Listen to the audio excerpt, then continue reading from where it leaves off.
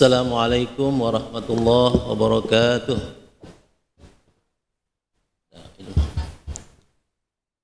Alhamdulillah alladzi farada as-siyam wa ja'alahu ahada arkanil Islam.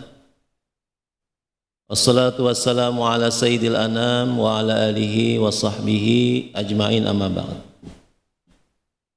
Al-mukarramun wal mukarramat, Bapak Ibu jamaah tarawih yang kesemuanya, mudah-mudahan pada malam ini kita semua senantiasa dirahmati dan disayangi Allah Subhanahu wa taala. Di dalam hadis riwayat Imam Bukhari, Rasulullah SAW bersabda, "Man lam yada' qaula az-zuri wal 'amala bihi wal jahla, falaysa lillahi hajatun an yada'a ta'amahu wa syarabahu." Yang artinya, barang siapa yang tidak meninggalkan qaulaz zur, perkataan bohong, perkataan sia-sia, menipu dan lain sebagainya, wal jahla, dan tidak meninggalkan perbuatan-perbuatan bodoh, falaisa lillahi hajatun, maka Allah tidak butuh ayyada'a ta'amahu wa syarabahu, dengan dia meninggalkan makan dan minumnya. Hadis ini menjelaskan kepada kita bahwa puasa itu bukan sekedar makan dan minum saja, bukan sekedar meninggalkan makan dan minum saja, bukan sekedar meninggalkan yang membatalkan puasa saja.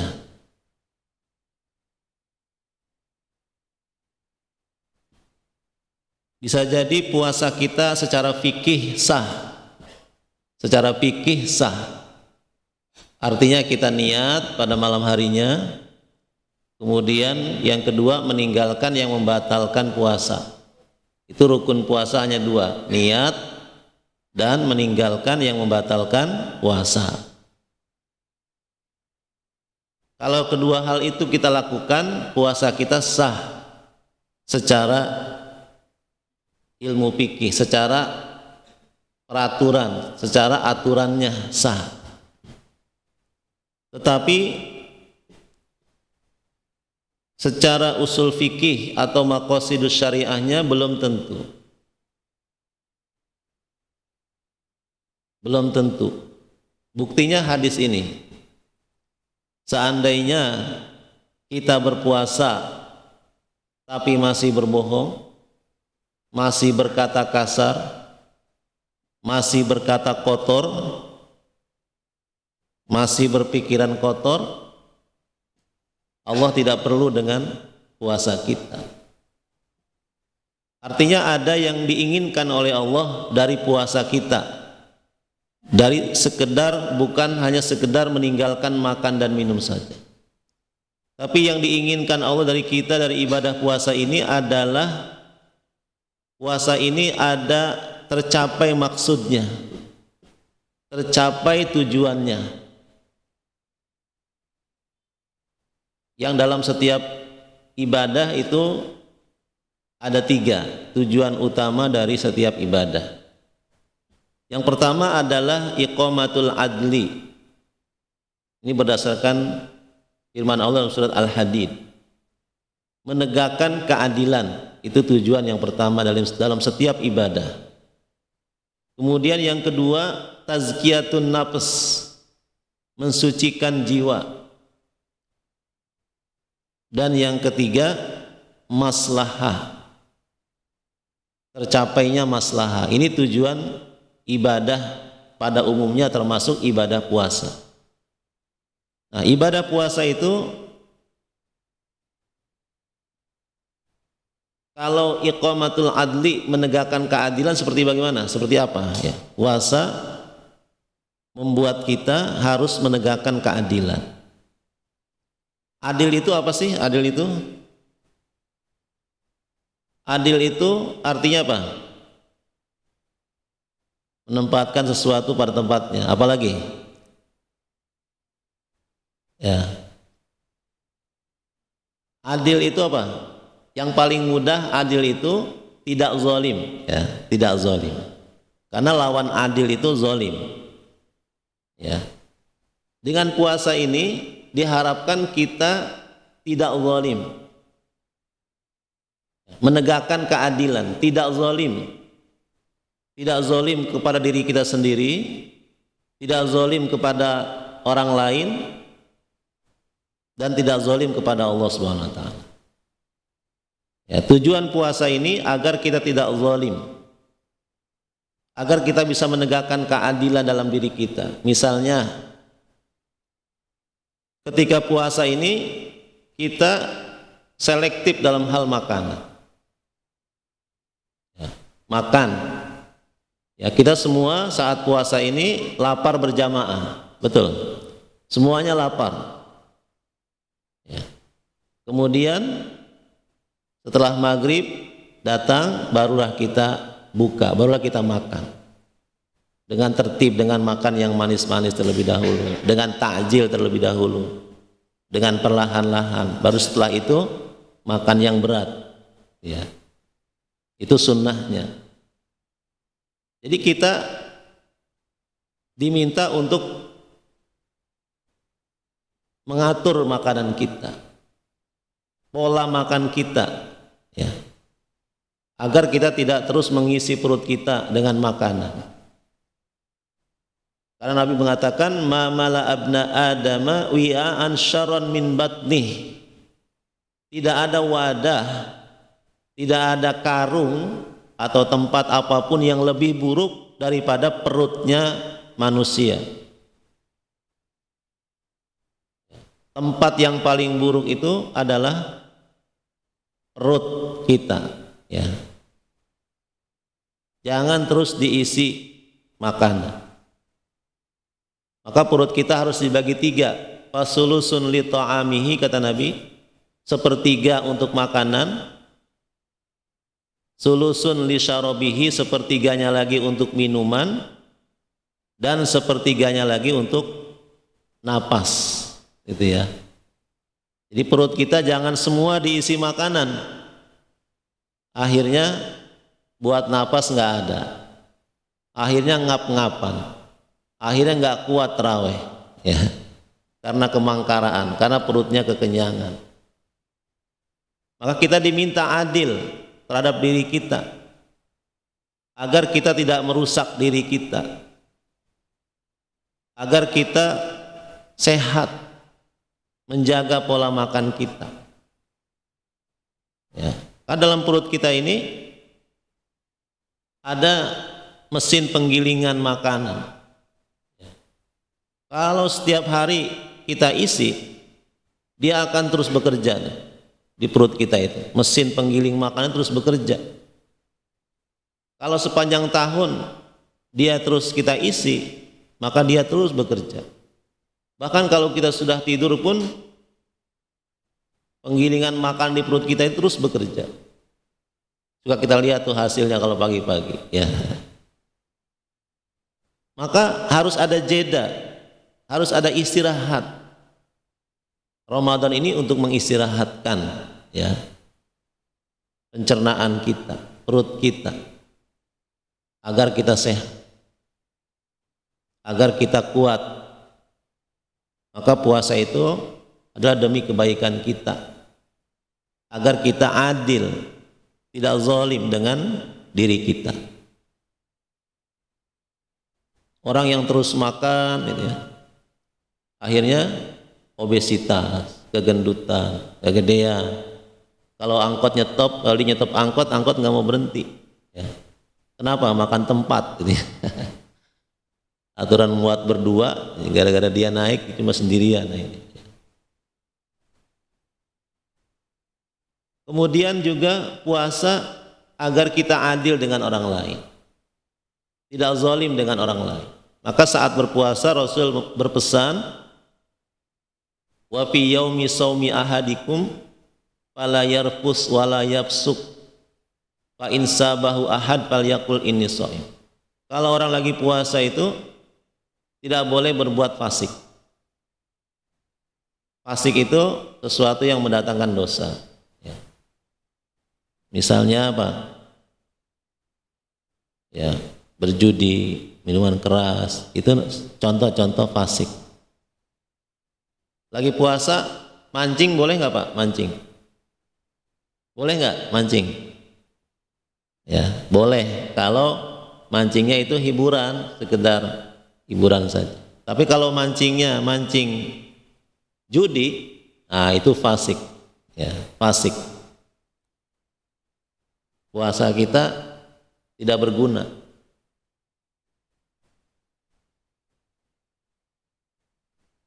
Rofas, kita juga saat puasa dilarang rofas oleh Nabi, dipesankan untuk tidak rofas.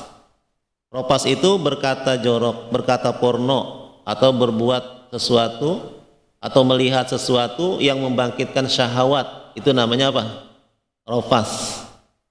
Kalau lagi puasa, fala rofas, jangan rofas. Kalau rofas, hilang puasa kita, tidak sempurna pahala kita. Sama dengan saat haji, saat ihram umroh ya, atau haji itu sama sekali nggak boleh rofas tuh. Ya. Kalau naik pesawat Saudi Airlines itu ya, ditawarin apa tuh, teh sama apa namanya, bidadari ya, bukan bidadari, apa namanya, pramugari. Itu jangan nengok tuh Pak Haji ya. Gimana Pak Haji Nano kemarin ya? Ditawarin teh itu jangan dilihatin. Karena pramugari dari Saudi Airlines tuh dari Syria kebanyakan ya. Itu beautiful ya. Jangan dilihatin ya. Tuh kalau sengaja malah manggil sini gitu ya, malah sengaja. Ah itu rofas tuh, rofas. Saat ihram umroh yaitu pahalanya berkurang. Nah, saat puasa pun begitu. Kata Nabi, fala rofas. Dan ini wa insabahu ahad, kalau ada orang yang mencaci dia, memaki dia, membuat kita kesel, membuat kita naik darah, ada orang yang ngeselin kita gitu ya. Fal yaqul inni shaim. Katakan pada dirimu, saya sedang puasa. Atau kalau berani katakan pada orang itu, ana lagi puasa. Ntar aja kalau maghrib gitu ya. Nggak usah diterusin. Ana lagi puasa. Bukan ana nggak berani, ana lagi puasa. Itu maksudnya puasa itu agar kita bisa menahan diri, mengendalikan diri. Jangan sampai kita berbuat berlebihan, membalas berlebihan. Jangan sampai kita menzalimi orang. Walaupun kita tidak salah. Membalas itu kan tidak salah. Tapi demi agar kita tidak menzalimi orang,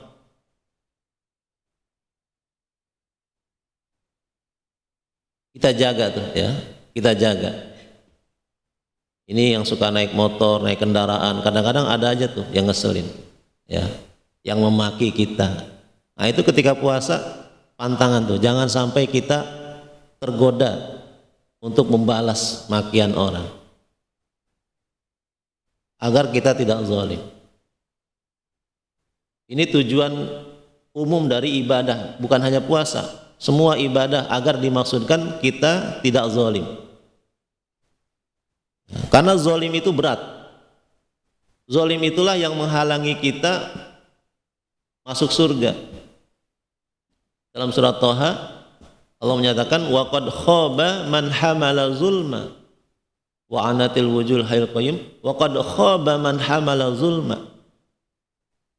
Celaka orang yang datang ke akhirat membawa kezaliman. Celaka, nggak akan masuk surga. Bahkan Nabi Adam alaihissalam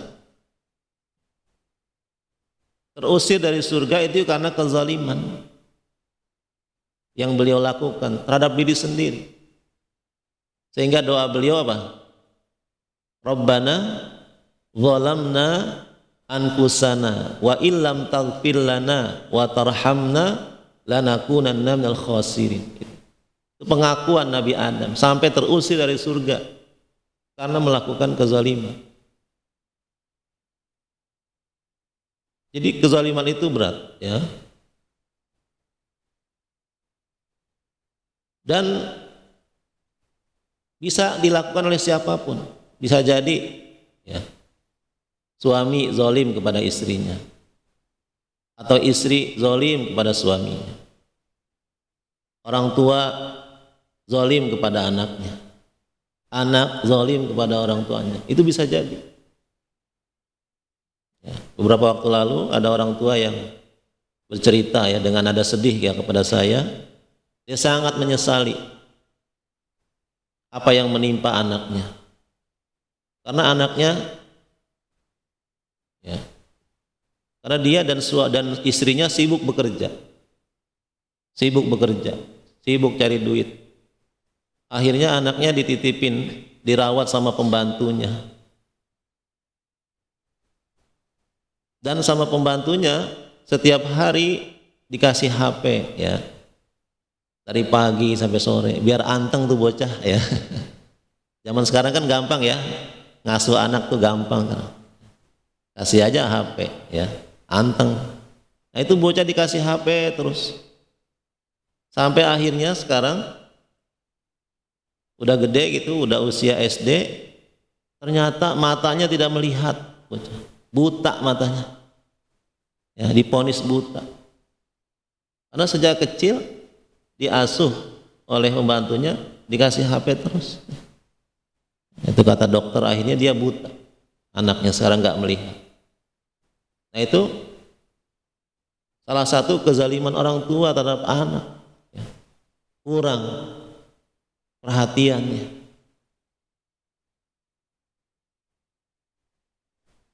Oleh karenanya puasa ini diharapkan agar kita iqamatul adli, ya, bisa menegakkan keadilan.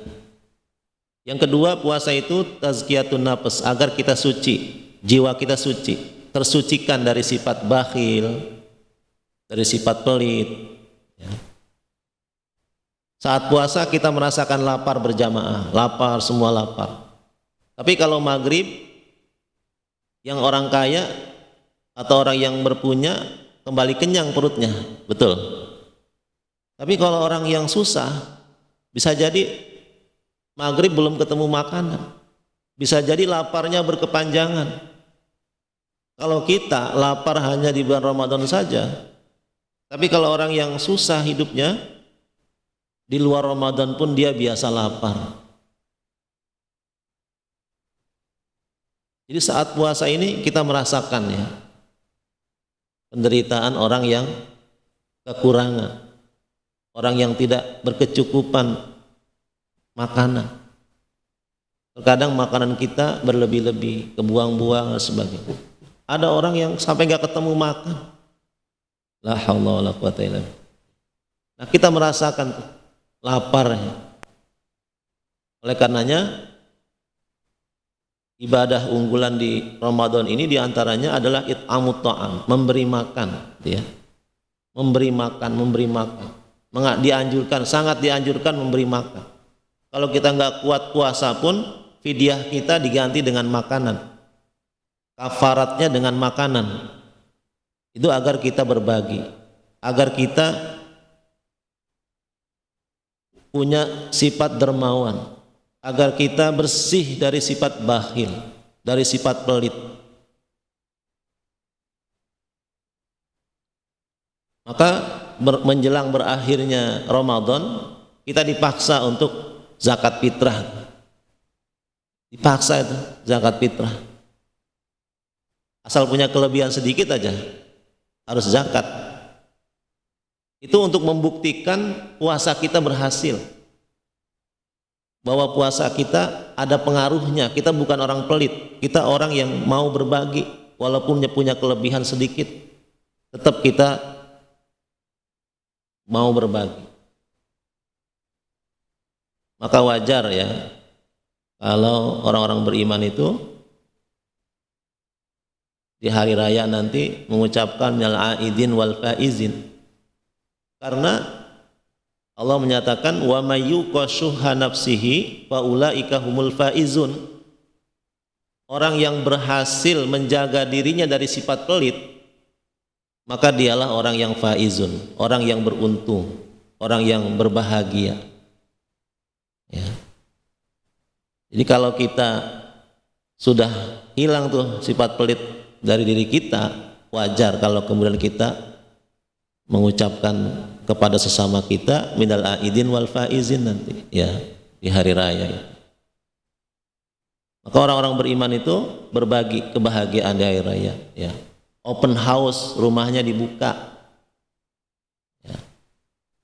Disiapin tuh amplop-amplopnya buat anak-anak kita, memotivasi mereka agar mereka senang dengan hari raya, gembira dengan ibadah puasa, dengan Ramadan.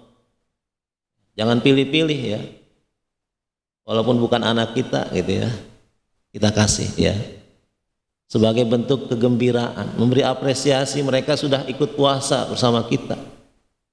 Barangkali anak kita ini Ramadan pertama, kita kasih tuh amplopnya ya, sebagai bentuk apa? Berbagi ya, agar puasa kita berhasil, sempurna pahalanya. Tapi kalau hari raya kemudian rumahnya ditutup rapat ya, keler-keler makanannya kagak dibukain, ditutup rapat gitu ya, nah itu gagal puasanya itu ya, gagal. Takut kalau anak-anak pada datang ke rumahnya, itu gagal itu puasanya ya. Jadi puasa itu tazkiyatun nafs, mensucikan kita ya, dari sifat-sifat pelit di antaranya dan sifat-sifat lain yang tidak terpuji yang ada dalam diri kita. Nah, kalau tujuan puasa ini tercapai, itu insya Allah pahala kita utuh, pahala kita sempurna. Mudah-mudahan ibadah puasa yang kita jalani ini ya, memberi pengaruh ya, mendapatkan penerimaan dari Allah Subhanahu wa taala, memperbaiki hidup kita, memperbaiki akhlak kita, memperbaiki hubungan kita dengan keluarga kita, dengan lingkungan kita, dan terutama dengan Allah Subhanahu wa taala. Demikian jamaah sekalian, sekedar tausiah singkat dari saya, kurang lebih mohon maaf. Hadanallahu wa iyyakum ajmain. Wassalamualaikum warahmatullahi wabarakatuh.